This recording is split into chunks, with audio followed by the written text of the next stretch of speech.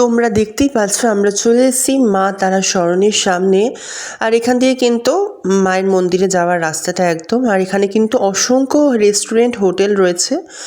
তো যারা নতুন আসছে তারা কিন্তু এখানেই নামবে, অনেকে কিন্তু একদম মন্দিরের পেছনের গেটে নামিয়ে দেয়।